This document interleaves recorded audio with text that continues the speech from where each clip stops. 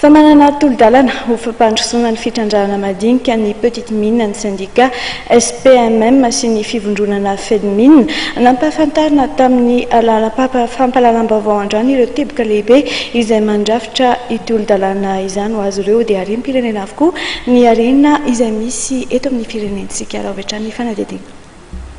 Lalana telo no mifehy sehatry ny fitrandrahana ny arena kibon'ny tany eto Madagasikara, ny convention d'établissement, ni loi sur les grands investissements miniers ary ny code minier.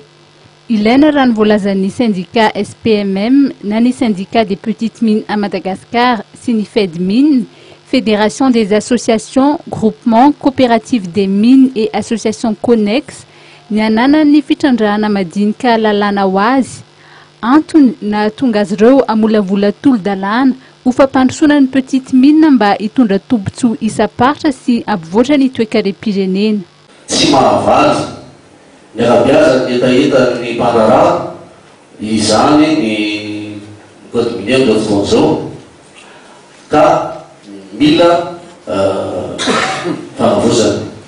Ny fanavozana tiana entina zany amin'izay fotoana izay dia natao hoe natsapy zay fa ilaina ny ananan'ny petite mine lalana manokana ho anazy, izany hoe le atao hoe loi sur le développement des petites mines à Madagascar, lalana tsotra mazava amin'ny teny malagasy mitratrarina araka izay azo atao ny andikana azy amin'ny teny isa-paritra zay momena ny fitondram-panjakana, momena ny opérateur hatrany amin'ny région, any amin'ny commune hatrany amin'ny fokontany ary wamparitaka araka izay azo atao mba hotsapan'ny olona fa misy lalana mifehy ny petite mine.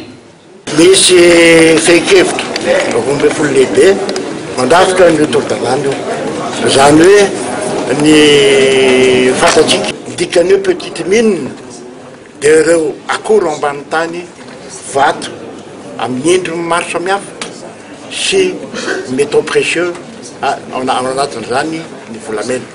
Fanambinay amin'ity lalana ity dia anapirofo aloha fa i Madagasikara ty tanindrazantsika ity dia pays à vocation minière, tsy misy mitovy amin'ny arena kibon'ny tany ty firenena ity sy ny any an-dranomasina ny arena misy eto Madagasikara na amin'ny lafin'ny fambolena zany, na amin'ny lafin'ny fiompiana zany, na amin'ny lafin'ny tourisme zany, na amin'ny lafin'ny produits de rente, vanille, girofle, etc. café, etc.